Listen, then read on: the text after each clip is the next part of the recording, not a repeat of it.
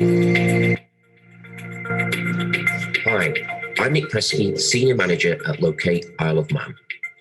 The Isle of Man has much to offer individuals, families and businesses. People who move to the island talk about the sense of belonging they feel when they make the island their home. At Locate, our role is to welcome individuals and businesses, and in this short introduction, I'm going to outline some of the island's unique qualities. I moved to the Isle of Man in 1987. For me, it's all about the space and pace of life. I ride my bike to work or have a 10-minute commute with very little traffic and enjoy a great work-life balance. Sport and cycling being my favourites. The Isle of Man, it is a real safe place to live, has political stability, a free property market, and a simple and pragmatic approach to both personal and corporate tax.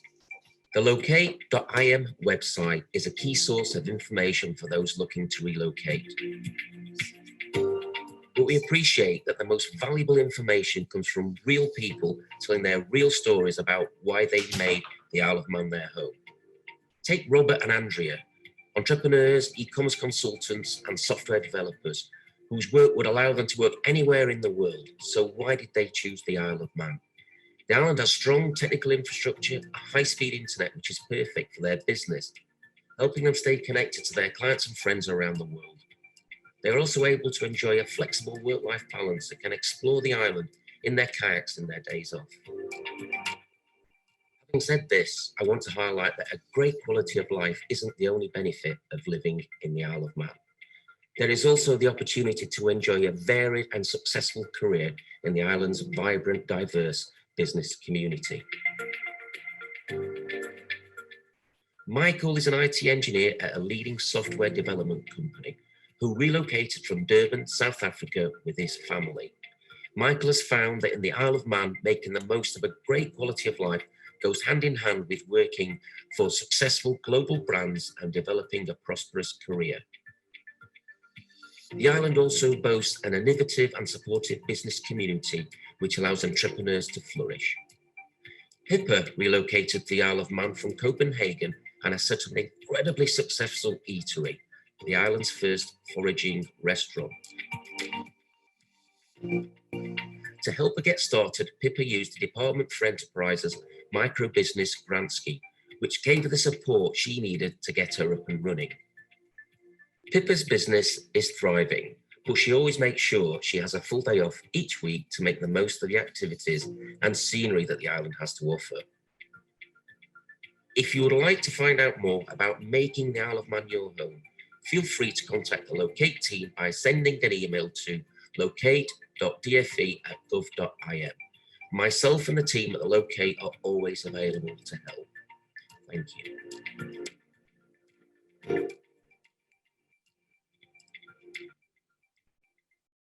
Hello, welcome to our webinar where we're going to be looking at the business migrant immigration routes. Today, I'm going to be joined by Maria Bridson. Maria is a highly regarded, knowledgeable and experienced immigration lawyer. She qualified as a Manx advocate in 2003. Her roles have included being a corporate lawyer and an appointed immigration legal officer for the Isle of Man Government's Immigration Service and Attorney General's Chambers. She joined Bridson Halsall Advocates in 2018 and has assisted multinational corporations, entrepreneurs, high net worth individuals and families to relocate to the island. I'm also joined by Roelf Odendaal. Roelf has been Managing Director of Turnstone for over 20 years. Turnstone's core products are trust and corporate services. They often involve supporting family structures. Roelf's role involves assisting families to ensure that the business stays successful. Roelf is a firm believer that wealthy families that steward their wealth well will ultimately create endless possibilities for the future. Roelf is also a South African. As an entrepreneur, business migrant visas are available to me? So that's a really good question. There are two different types of business migrant visas. The first one is startup. That's probably more suitable for someone who's a graduate, new entry into the business world. And the second category is innovator. That's designed for someone who's more has existing experience of running a business. Should I apply in the innovator or startup category? So that really depends upon your background. If you're perhaps a new graduate or someone who hasn't had experience of running a business before, then probably the startup is the right category for you. That will allow you to try new ideas out for the first time and gain experience in running a business. However, if you've come from a business background, you've run a business before, you know how the ups and downs of business goes, and you've got a great business idea, then probably innovator is the way forwards for you. Good. Is there an investment requirement or job creation requirement for an innovator visa? For an innovator, yes, there is. So the investment is an initial investment of £50,000 sterling. And the job creation requirement is, in addition to your own job, a requirement to create 3 full-time jobs during the first 3 years that you've established the business. In terms of where that £50,000 investment can come from, that must be from your own resources, so funds that you've held for 2 years, or alternatively, there are some exceptions where the £50,000 has been given to you as a gift, or perhaps as a will, or as part of a divorce settlement. Although we talk in terms of an initial £50,000 investment, and that's the minimum requirement, you also need to look at what funding the business will actually need to operate during the initial period before it starts to generate revenue. And that should all be laid out in your business case or your business plan that you put forward to the department. If, however, you've come through the more junior route, the startup route, there isn't an investment requirement for that route. You can start the business without being required to meet any funding requirements. And then once your business becomes established and you're transitioning through from an initial startup visa through to the innovator visa, at that stage, you won't require the £50,000 investment, providing your business is up and running and making reasonable progress. Who is the endorsing body for the startup and innovator visa? So on the Isle of Man, there's only one endorsing body, and that's the Department for Enterprise. You'll find them very approachable, very receptive, and very keen to talk to new people who are bringing business ideas to the island. If you look on their website, they'll give you an easy guide as to what they're looking for when they're endorsing a new business. Is there any help available for endorsement and the actual immigration application and process? Yep, I'd say there's a wide range of help available.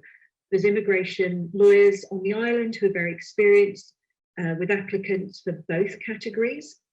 And there's a range of professional advisors, whether it's people to help you incorporate companies on the island, corporate service providers, or accountants, or other business advisors and tax advisors. And there's also a wide range of people who genuinely want to help new businesses set up in the island and are willing to give their time and experience to help make your business a success. You'll find it a very welcoming business environment on the island. Can an innovator visa applicant join an existing business? Yeah, definitely. So it can either be a new business idea of their own that they set up, or they can invest into an existing business. The business plan will need to show how the funds they invest and their personal experience will help that business grow and generate those new jobs on the island and help the business develop. But yeah, certainly, and visa applicants for the innovator can join an existing business. So I've got an idea, but it's with somebody else. You know, can I apply as part of a team? Definitely. Applications can either be a team, and there's no maximum number on that team, or as sole investors. If it is a team, then each team member will need to invest their own £50,000 into the business, and the job creation requirements will be multiple. So each applicant will need to generate 3 jobs in addition to their own. But certainly, and it often helps if you've got a particular type of experience and someone that matches, you know, business partner, an entrepreneurial entrepreneurial teams can be really successful. Okay. Are there any restrictions on the type of business that, you know, can be set up? There's no specific restrictions, but there are a number of criteria that the businesses need to encapsulate for them to be endorsed by the Department for Enterprise. So they need to be innovative, viable, and scalable. So for innovative, what the endorsing body, the department, is looking for is something that's unique to the island, not replicating an existing business or competing with existing businesses on the island, but either something that identifies an existing market need that can be better served, or perhaps a new market. They're also looking for businesses which have an international aspect, so businesses that can be based on the island but expand internationally and have a client base, or alternatively, something which is called import substitution. So that instead of importing goods or services to the island, this is something that can be homegrown, developed, made, produced on the island, and then possibly either used within the island or exported afterwards. In terms of the other two criteria, you've got viable. So the business has to be a runner. There are occasions when applicants approach with ideas that perhaps just won't survive in the Isle of Man market. So there has to be a viability element to it. And lastly, scalable. So this is really the opportunity for the business to grow in terms of its staff numbers and its revenue. And so something which is very limited to perhaps just a small number of employees and can't be replicated or expanded probably won't meet the criteria. But in summary, the business has to be innovative, viable, and scalable. What is the role of the endorsing body? I put my plan in, they endorse it. Well, what happens next? What do they do? So I'd like to think that the department are actually really hands-on on this. Before you even put your application in, they have an open door, they've got a lot of experience, and they're willing to talk to you and look at maybe ways that from their inside knowledge about the Isle of Man market and economy, that they can help shape your business plan before it's even formally submitted. Once they're satisfied that your business venture is likely to be a success and will meet those criteria, then they will give you an endorsement, which you then use for the visa application. But their involvement doesn't end there. They have a duty to check that you make reasonable progress as time passes. But also I'd like to think that wider than that, they have an interest in making your business a success. And certainly you'll find lots of people at the Department for Enterprise who have great connections with other businesses and other business people on the island. And they're nearly always willing to put you in touch if there's someone or another business that they think can help with your new business. How long are the visas valid for? The startup and the innovator? Okay, so first startup visa, it's for 2 years and 4 months, and it's not extendable. So it's a good period within which to set up a business, to try it out, to see how it's working. The innovator visa has an initial entry clearance period of 3 years, but it is possible once you've been in the 2-year category in the startup to switch over into the innovator. Once you're in the innovator category, that can continue to be renewed for 3-year periods indefinitely. Or alternatively, if your long-term plan is to stay on the Isle of Man, and then possibly if it's in your interest to become a British citizen, then the business migrant innovator route does lead to a form of permanent residency, which is known as indefinite leave to remain. And once you have indefinite leave to remain, you can stay forever as if you're a British citizen. Will I be able to extend my innovator visa and apply for ILR? Yeah, definitely. So ILR is permanent residency, and the pathway to permanent residency on the innovator visa is 3 years, provided that your business has made reasonable progress, as outlined in your business plan, and also that you've met the job creation criteria, which is full-time employment for you, plus 3 additional people. So yes, indefinite leave to remain is possible under the innovator visa after 3 years. Does the innovator visa have a residency requirement? Yes, there's a requirement that you are resident on the Isle of Man and that you spend a substantial amount of your time working in the island. In order to qualify for that indefinite leave to remain, there's a requirement that in each of the 3 years that you have not been absent from the Isle of Man and the UK for more than 180 days in each 12-month period. So roughly you're required to spend at least 6 months on the island during each year, which does allow flexibility for business travel and for holidays, but it allows you time here to develop your business. Hi, Roelf. Just a quick question. The business migrant route will involve actually forming a company. You know, how easy is it to do that on the Isle of Man? Hi, Nick. I hope you're keeping well. It seems that you are doing well. Nick, it's particularly, in my opinion, simple to form a company in the Isle of Man. The Isle of Man is very user-friendly. Our company's registry is very friendly and makes life quite easy to actually establish a company. So the normal route would be to make contact with an accountant, a barrister, or a corporate service provider, a CSP. And these professional people will be able to lead you through the process of incorporating a company. It is not very difficult, and there are certain ways that you can do it even yourself. It starts off with just reserving a name that is not already being used or have certain restrictive words in it, followed by the application to incorporate a company. And certain circumstances and at a specific fee, that company can even be incorporated within an hour or an hour and a half.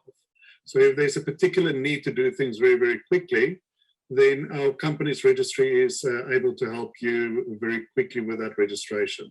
So we've always found the process very simple to follow. It's not very complicated, but it's a really...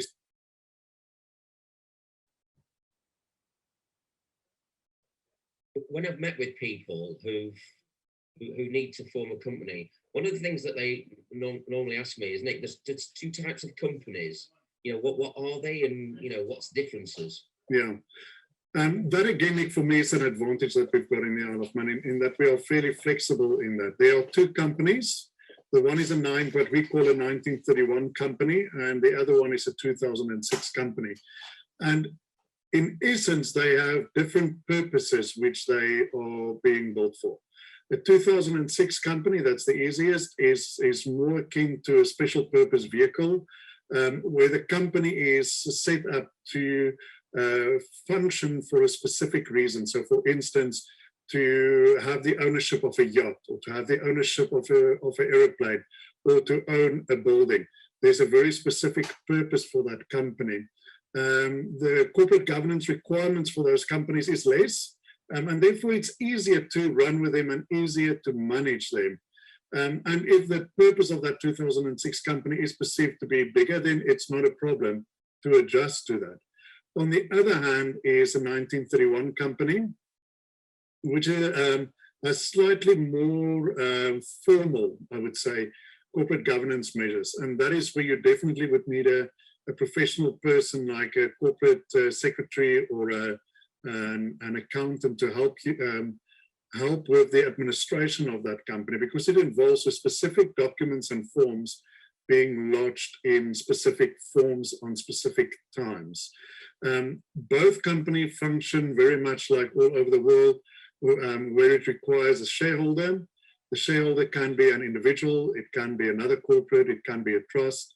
It is not required that that shareholder is a Manx resident or an Isle of Man resident. It can be, the shareholder can be anywhere in the world.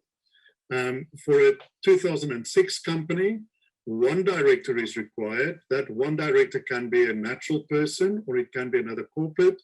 And for a 1931 company, 2 natural people are required to function as directors. So for me, it is that they function otherwise very, very similar. The one thing that I would urge people to consider is that if that company is incorporated before they move to the Isle of Man, and they are still in South Africa, and that company start trading, the choice of director and the location, the residence of those directors are very, very important. If it is, for instance, two South African residents that are directors on the company, then it may be that a tax issue within South Africa is created under certain circumstances. So for me, that is just always the timing of creating the company is quite important. You mentioned about tax. How does tax actually work on the Isle of Man? Nick, tax in the Isle of Man is surprisingly easy and simple to understand, especially if you come from countries like South Africa or the UK, where tax laws can be quite difficult.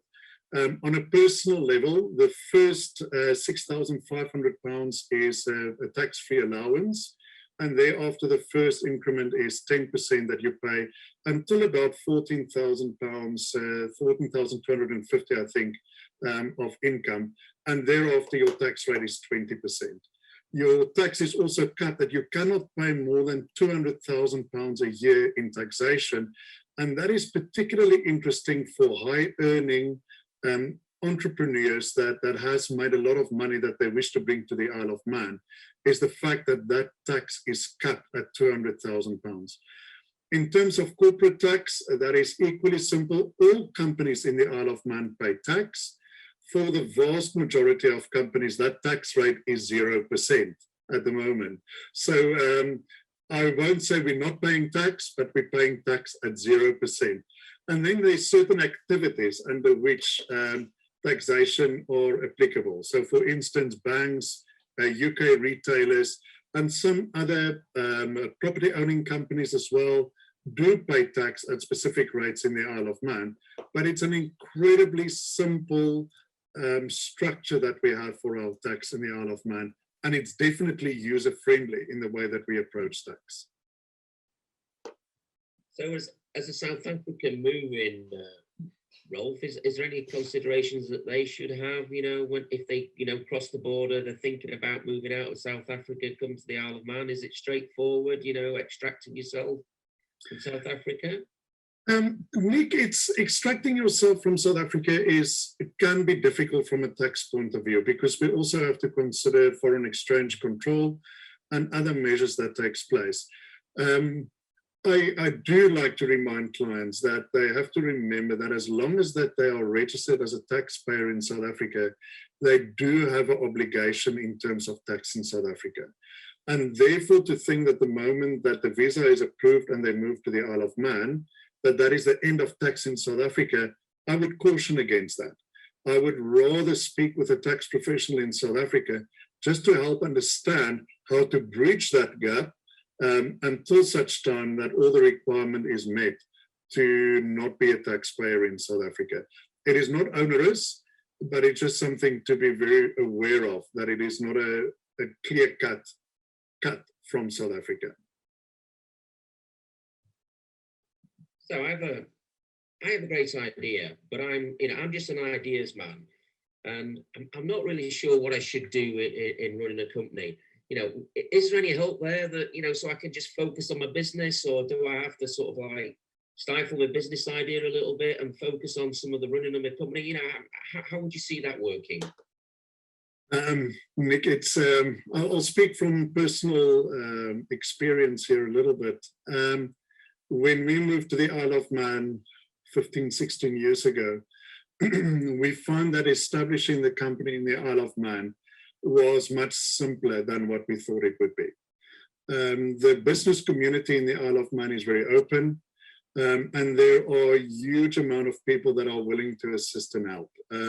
From your accountants, your lawyers, even some of the corporate service providers will hold your hand through all the processes of establishing the business. And for me, that was surprising to actually encounter, because we came to the Isle of Man of the complexities of getting things done in South Africa, where in the Isle of Man, if you struggle with something, you purely go and see the government and say, how does this work and how can I do this? And you will be helped, or you would be referred to someone that can help you. The government is very open. The government is very open to help and to give guidance. And I think one of the things that surprised me is that the business community in itself is very open. It's easy to form networks and to network with other people. People are not jealous about their knowledge. People are prepared to help. People are prepared to guide. The most difficult thing for me was to understand that how things work in the Isle of Man is not the same as how they worked in South Africa. And to get used to a different mindset in terms of business, different processes that needs to be followed, that for me was a bit of a challenge. But overall, it was actually quite simple to integrate within the business world. The other positive thing for me is, is that it's easy to get well-qualified employees in the Isle of Man. Therefore, if it comes to the running of the business, to get professional people that can assist you with that, that for me was something that took me by surprise. So for instance, as a regulated business in the Isle of Man, we are required to have qualified staff. And my concern was, where do I get those qualified staff? But there are actually quite a number of people that can fulfill those roles. Thanks for that. Just I'm going to change tack slightly here. You've talked about the community in the sense of, the business community. Obviously, you're a South African, as I'm sure people will be able to detect from that slight tinge in your accent roll. Is there a South African community on the island? How does it work? Explain a little bit more, please. Nick, I'm a man caught between the best of two worlds. Because I love the Isle of Man and we thoroughly enjoy living here. But there's, as I said to one of my friends, there's still biltong running through my veins. And I'm proudly South African. I don't think I will ever be able to stop being a South African. And my accent is something that I absolutely love. And yes, there's a very strong community, South African community in the Isle of Man. Not only that, but there's also a strong Afrikaans community in the Isle of Man. So at home, I mostly speak Afrikaans, and my children has the advantage of hearing some of our friends and some of the people on the street speak Afrikaans as well. So it's definitely something which is not out of the ordinary, and it's actually quite common. So in that regard, the community, it's easy to fit in. People in the Isle of Man are used to dealing with South Africans. They are used to deal with how we think, etc., which is a great, great benefit. But then also from a business community, there's a lot of South Africans that have started up businesses in the Isle of Man. There's a lot of professional people on the Isle of Man that is from South Africa. And it forms a bit of a comfort zone for you. And when Kirsten, my wife, and I moved over to the Isle of Man initially, we made a conscious decision not to make friends only with South Africans. And I think that is where the adjustment for us was very easy to do, because we're not only integrated in the South African community, but we're also integrated in the Manx communities. And for us, it was amazing. We have friends from all over the world, from Zimbabwe, Germany, England. I've met people on the Isle of Man from Russia, from the Philippines, from America, from Scotland, England, Ireland. And that made living here so rich, because it's all of these communities that lives in one place and lives amongst each other. So that for me is just one of those things that makes the Isle of Man a fantastic place to live. It's great. So if you want to have cook sisters, yes, you can buy cook sisters on the Isle of Man. If you want to buy biltong, yes, you can buy biltong on the Isle of Man. Those things are available here. You mentioned when you first came over, with your wife. How easy was it for you to settle in? Now you've come from south of the equator, and then you come north, and how. We are probably a slightly different culture. How did you find it when you first arrived? You explained about the community, but I just wondered how you settled when you first came. Nick, personally, for me, the first 6 months was really, really difficult. We've made perhaps an error in moving over to the Isle of Man in the beginning of January, which is in the middle of winter. And we arrived and it was -4 degrees, I think. It was one of those super cold days. I did not think the world can get that cold. And I think with hindsight, it may have been better to move it just a little bit out to March around there when the weather becomes better. So the beginning for me was incredibly difficult until my wife and I, Kirsten and I, had a chat, and she said to me, you need to decide to either accept the weather or we have to leave. And I think that for me just switched something in my head in saying, this isn't a bad place. This is a great place. The weather is not what you have in South Africa, but the weather is not bad. Accept it and move on. And I think once I made that decision, things became much easier to actually accept where we live, accept the weather, etc. And now I prefer the Isle of Man weather to the weather in South Africa. Today we've got a beautiful sunny day. It is absolutely lovely. It is 2 or 1 degrees outside, and I'm planning to go for a walk after work because now I've got clothes to keep myself warm. I've got the correct clothes to wear to go outside. So your outside life is not limited by the weather anymore. You actually embrace it and go on. The other thing for me, which was very, very different, is that the culture is very much rule driven and people are very following rules. Whereas in South Africa, everyone makes their own ways, you carry on the way that you want to, and suddenly you're in an environment where people follow rules. So for instance, coming to a roundabout, or as we say in South Africa, a circle, for me was one of the most frustrating things because you would get there and everyone will give someone else the chance to go first, where in South Africa, you would get the opportunity and you would seize it, where there's a very relaxed, very polite way of doing things in the Isle of Man. Those are small things to get used to. I would say it took me the best part about 6 months to 9 months to fully adjust. And that for me was then when I realized the amazing ability of living well in the Isle of Man. And I would suggest that the easiest way is to just integrate in society, don't make excuses, choose to live and go out and do things. I would say that sums it up. What are you talked about quite a lot there of what are the main things that you like about the island? You know, if you're going to do 3 things, you know, perhaps put you on the spot here. What do you think? Only 3, Nick. This is much longer than 3. Okay. I'll endeavor to keep it to 3, Nick. I can assure you. Okay. I think the first thing is, and this is what everyone in the Isle of Man will tell you, it is when you come from South Africa, it's a great place to raise your children. Children can play outside with safety.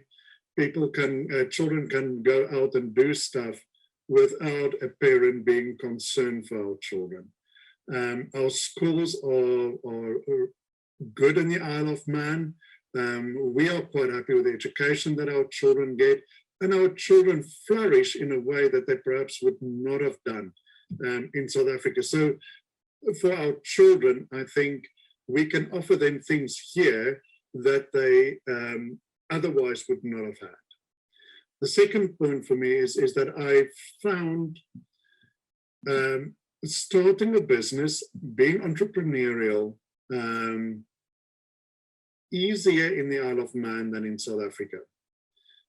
Because systems are geared to help people establish and systems are geared to facilitate new entities and new businesses starting. That for me is definitely a bonus in the Isle of Man. We spoke about that previously, Nick, but that for me is a positive.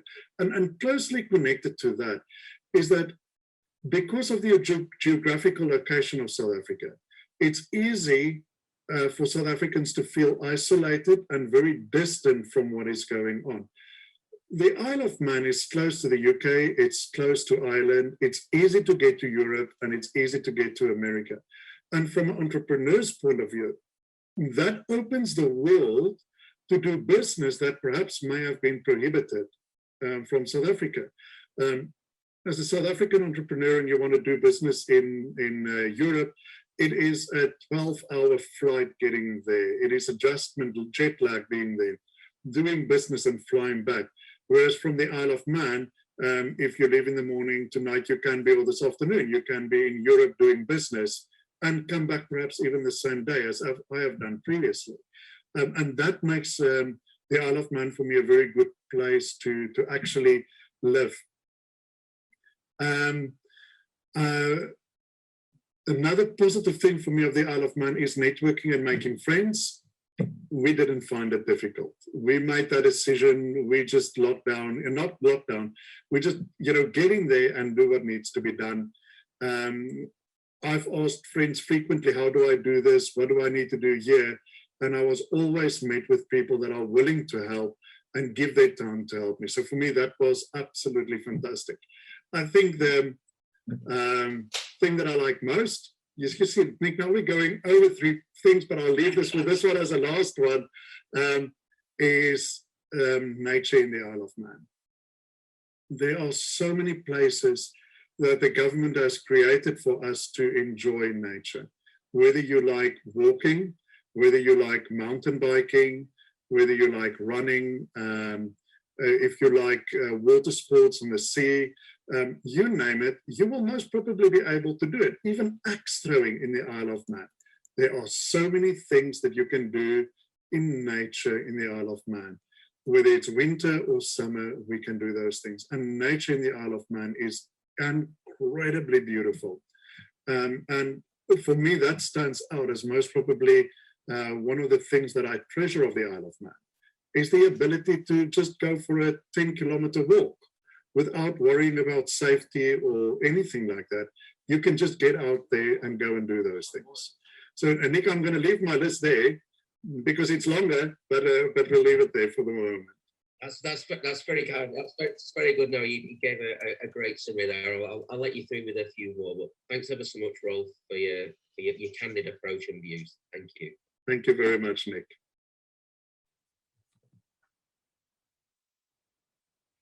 Good evening, everybody. Welcome to the live part of the webinar.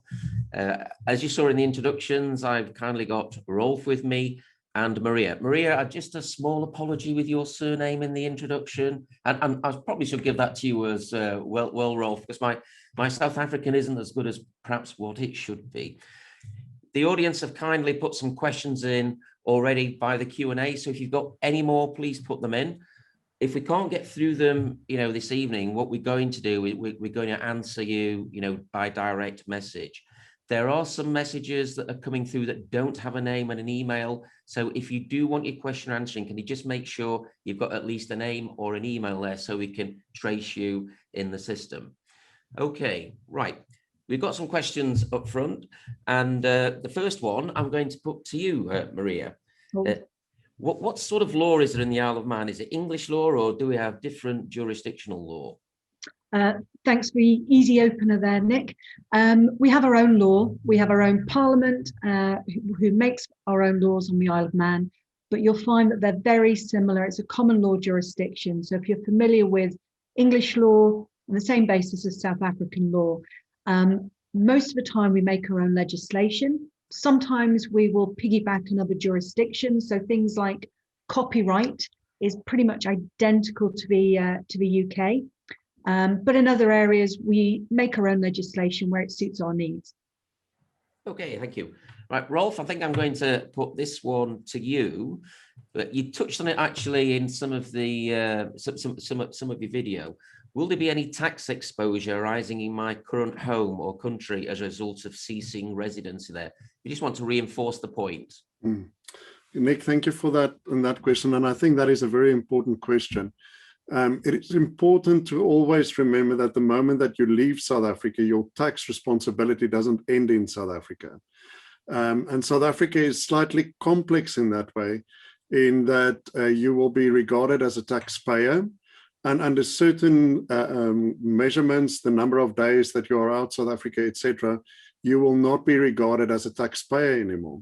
But then South Africa goes further and it says that if you are an ordinary resident in South Africa, then there can still be a tax liability, etc. So, and it's difficult to quantify when you are an ordinary resident of South Africa and when not. And I think the easiest way to understand it is that once your economic circle is broken, in other words, if you can prove that economically you are solely reliant on the Isle of Man, then your ordinary residency in South Africa comes into dispute. So in other words, my family is here, my children are growing up here, we've got bank accounts only in the Isle of Man, we own a house in the Isle of Man, and I don't own any more assets in South Africa. I've extracted all my economic affairs from South Africa to the Isle of Man. Then my ordinary residence cease to be South Africa and it becomes the Isle of Man fully. We also have to remember that above all of these things are exchange control.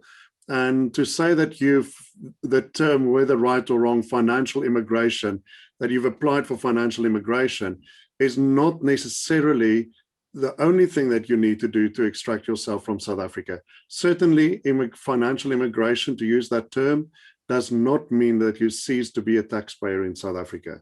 I would urge everyone, before you leave, go and speak to your tax advisor to make sure that you make a good decision in that regard. Thanks for that, Roelf. I'm going to stay with you on this one because it's quite logical. We've talked about leaving. What about when you get to the Isle of Man? What are my tax filing requirements when you actually get here? And Nick, part of the process is that you have to register for taxation in the Isle of Man.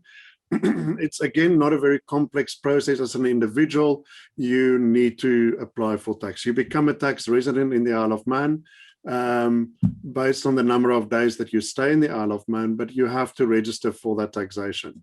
Our tax year runs from the 6th of April until the 5th of April of the following year. And therefore, the fact that you've left South Africa at the end of February, you may still be in a different tax year for the Isle of Man, which runs until April. In terms of company taxation, although there's zero taxation payable in the Isle of Man, you still need to register for tax and you still have to lodge your annual tax return with Treasury. And that as an individual as well, your tax return needs to be filed by at least October for whether it's a joint or a single tax return that you've got. Does that answer your question more or less, Nick? Yes, thank you. There was another question. I'm sorry, I'm working really hard here, Roelf. I currently own a company in South Africa. Do I need to register? Do I need to register it in the Isle of Man, or have an overseas branch? You know, what should you do? Or is? Yeah, Nick. Is that a complicated question? I'm going to try and make it very, very simple. It is possible to register your South African company as a branch in the Isle of Man, but you need to remember that the directors of the company in South Africa will be the directors of the company in the Isle of Man, and that may trigger tax consequences that you are not prepared for. I'm a person that likes keep life very simple.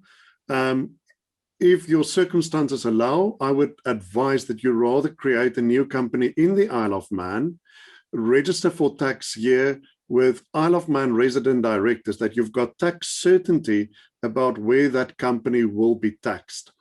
If you want to register your South African company as a branch, you can do so. And there's certain instances where I would say that is a good idea. For instance, where you've got agreements in the South African company that cannot be renegotiated or assigned or anything like that. There are circumstances for that company, for that branch to be registered, but I would rather try and find a solution for those problems to manage the taxation of the two different entities.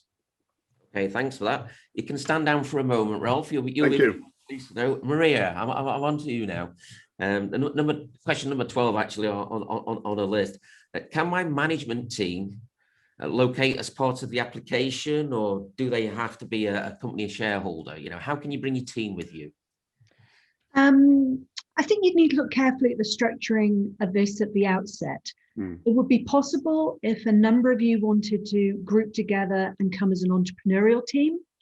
Then each individual would need to invest the 50,000 if it was the innovator route. So it depends upon the level of seniority and the level of management and directorship, how senior those individuals were. If you wanted them purely to be employees, then once you'd established the company in the Isle of Man, then depending on the specific roles and salary levels, then you could recruit those individuals to the Isle of Man as worker migrants, depending upon the roles that they're looking to fulfill. If you're looking at something slightly more long-term and you're maintaining the business back in South Africa and you've got an Isle of Man business and there's common ownership and links between the two, then it would be possible to bring those individuals across on a route that's known as intercompany transfer, where you've got two companies in two different jurisdictions and they're linked and they've been linked together for 12 months, then those staff could literally transfer straight into the Isle of Man roles. It's a bit of a complex area. You need to really have a good look at what the structure was and what it was you were hoping to achieve. Okay, very good. Right, just another question for you, Maria, and I'll do some myself as well at some point in all of this. Don't worry, I will share it out. I thought you were dodging the questions, Nick. I also had that idea, Maria. Yeah, behave, please. How long does the process, this is for you, Maria, Okay. How long does the process take, to get a visa through, if all the paperwork's in order? And okay, so if you are well organized, you already have things like your South African passport is up to date and your paperwork in South Africa is all already organized. DFE are normally pretty quick at considering business plan applications, giving an initial indication. I'd say Nick, he's pretty swift. He can give an initial view in quite a short number of days. Process for the endorsement part of the innovator visa, Nick's going to shout at me, but I'm thinking that probably they'll turn it around in a kind of 2 to 3 week period if it's a good, well-prepared, sound business plan. Yeah.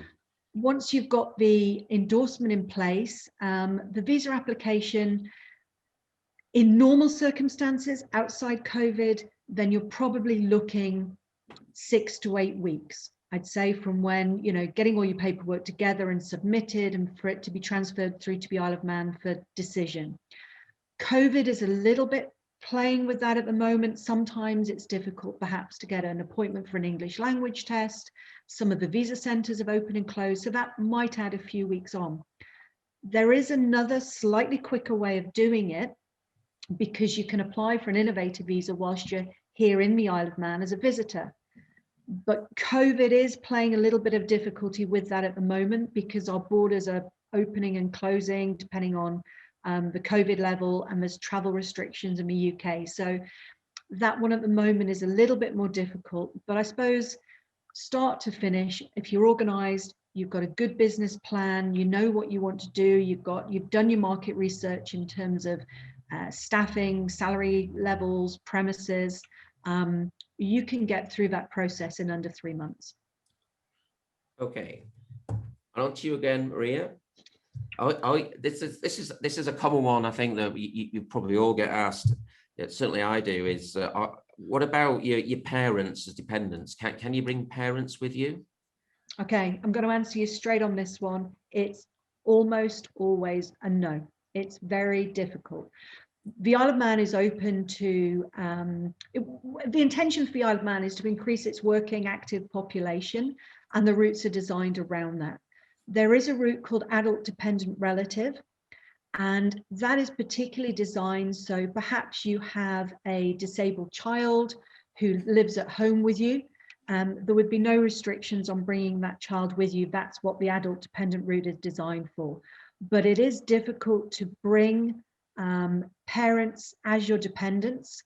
The dependents really are those, your children under 18. Okay.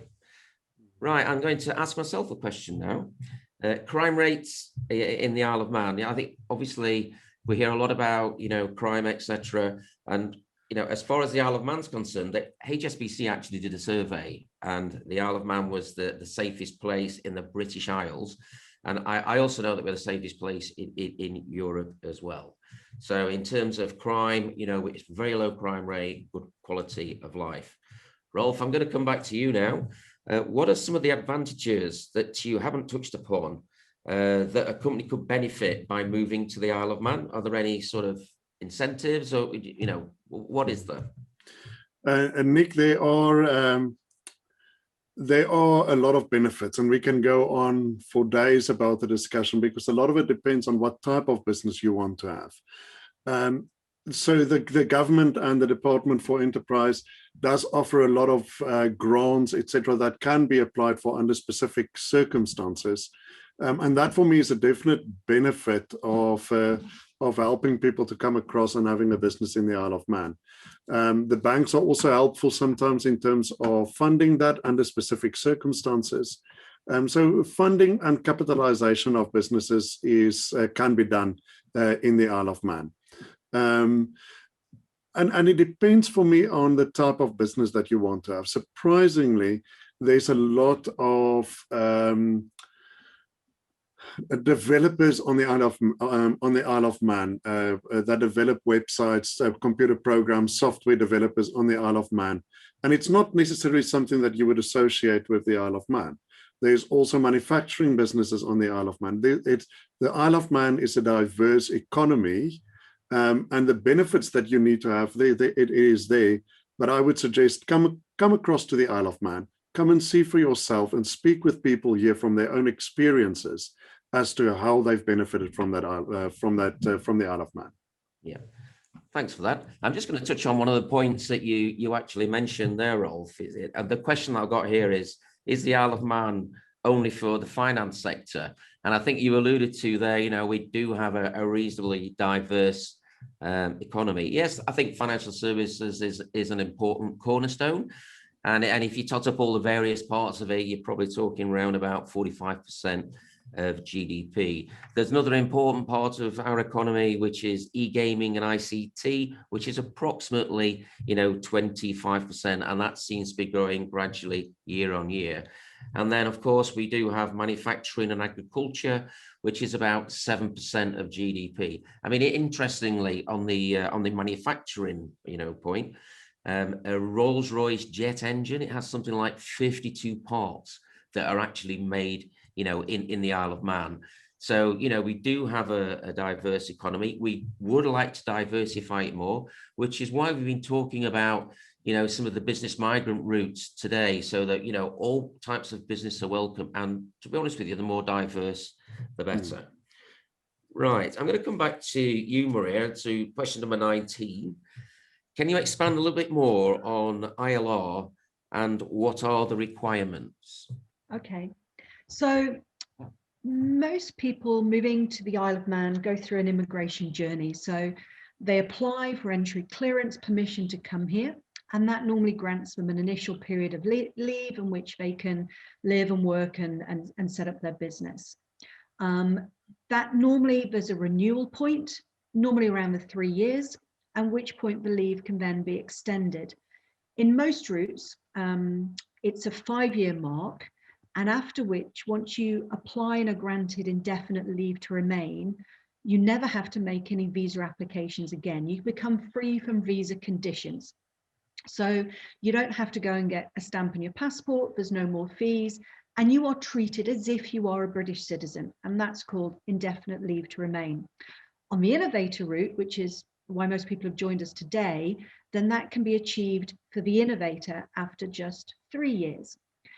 Indefinite leave to remain is a status which remains with you indefinitely. The only way it can be lost is either through getting on the wrong side of the law, criminal activity, or if you are absent from the UK and the Isle of Man for a continuous period of 2 years, then this status lapses. But if not, you continue to hold that stamp on your passport and carry on forwards.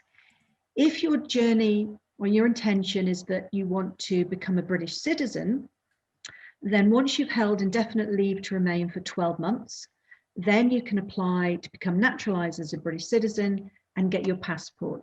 If you happen to be married to a British citizen, you don't have to wait that extra 1 year. So indefinite leave to remain is a visa-free status, allowing you to live and work in the Isle of Man and the UK as if you are a British citizen, but without becoming a British citizen. Hope that makes sense. Yeah, so in other words, like you say, you're outside, having somebody peering over your shoulder, all the time, and just, I know we don't do that, but it's just been nice to try and not have that thought that you're always under somebody else's control. Yeah, it means you can travel very easily through the border. Permanent residency means that you have access to public benefits. You can, you can stand in a general election at that point. Yeah, it's the place to get to, really. It just makes life very much easier. No more visa applications, no more visa fees. I'm going to be really naughty now, Maria. I'm going to ask you a question, and I'm not sure if you would know it, but I'm going to put you on the spot. Okay. Is it easier to get an Isle of Man visa than a UK one? Now, I don't know if you want to look at this in terms of, we could look at the time frame, or yeah, what we could actually do is compare and contrast, particularly the business migrant route. Yeah. Are you familiar with what the UK's requirements are, to get ILR? No. Yeah, it's a very high hurdle. So the first problem, or the first comparison to make, really, is that in the Isle of Man, you get to deal just with the DfE, with people who are all as helpful as Nick, who really know the route and the environment, and they're just very familiar with the whole process. And they're not commercial. They're not going to charge you a fee. The whole DfE endorsement process is free. In the UK, there are many varied endorsing bodies. Many of them have very high criteria. You must previously have studied at their university, or they're connected to venture capitalists. And it's a much more complicated field, and often there are fees involved as well. So that's one of the first differences. The second difference is a much, much higher criteria in order to get to that indefinite leave to remain. So on the Isle of Man, your business has to be make good progress against your business plan, and you need to have employed three full-time employees plus yourself. In the UK, it is sky high. You've got turnover of 2 million. You need to be trading internationally. And Nick put me on the spot, but there's another one I can't. I think it's 10 employees, is it? 10 employees. 10 employees. I think the UK route has been open, must be approaching 3.5 years now. I don't know anyone. I haven't spoken to another UK advisor who successfully applied for indefinite leave to remain on their equivalent route. Now, COVID may have part to do with it, but really I think they have set their success criteria so unbelievably high that really only a really substantial business with external investment is ever going to make to get through those hoops. Mm-hmm. Okay, well, I'm going to answer a question now myself, and then I think after this we'll see if we can get to some of the questions that have been raised by the audience in the Q&A. So one of the questions I've been asked is, what are the property prices and growth or decline in the last year? What are the average rental rates? I think we're going to answer this one. The average price is relatively easy. There is a statistic that's published. That's about 266,000. But I think it's all right saying 266,000, but what does that actually get you? That will probably get you sort of a semi-detached, 2-bedroom, one side smaller bedroom. So it's like three bedrooms in an estate. So that's quite nice for the Isle of Man. And they also asked me about rental rates. I think rentals, it's like anywhere. If you're in Cape Town, if you're going to be seafront or a view of Tabletop Mountain, you're going to pay a little bit more. And likewise, you do in the Isle of Man. But if you were to ask me, what would be like an average rental, probably for a 2-bedroom flat, sea view, round about 800, 850. But what I would say is normally your salary is consummate to that. So it might sound expensive, but if you're earning, 35, 40 grand, it is, really affordable. So hopefully I've covered off a little bit there about property prices. Right. I've also been asked a question, and since I've asked you pair a couple of questions on the bounce, I thought I'd better do it to myself. How does Locate help? Well, what Locate tries to do is really signpost you. You know, we're here to try and help you discover how the Isle of Man can work for you. One of the things that we really like to do is provide the information so that you can actually make an informed decision on how the island will work for you and your family. And of course, we do know lots of professional advisors. It's difficult at times. We don't like to prefer one over the other, but there's plenty of information out there and you can go to people and we can sort of give you an idea of where you can go to find that information. Right, so let's just try and get into the Q&As.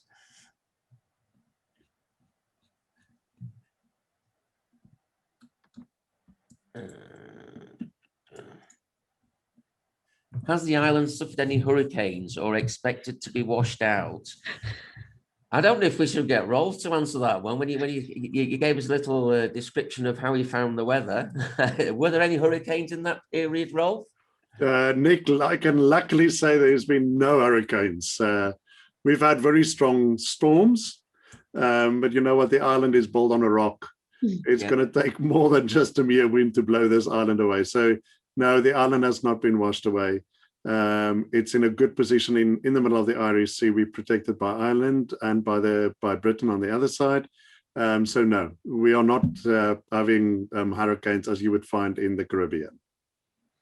Okay, right. Well, I think we're just about getting to that point where, you know, we've done sort of our time. I'd just like to reiterate, if you do have questions, please put them in. If you have some more, you know, after the webinar finishes, please feel free to, you know, email them to me. The email was up on the video, and as I said earlier, we will answer all the questions that have been raised in the Q&A tonight. So from me, I'd just like to thank you all for, you know, spending the time. I hope you found it informative, and if you do have any questions, please feel free to reach out to me or the panelists. So from me, good night, and thank you very much for attending.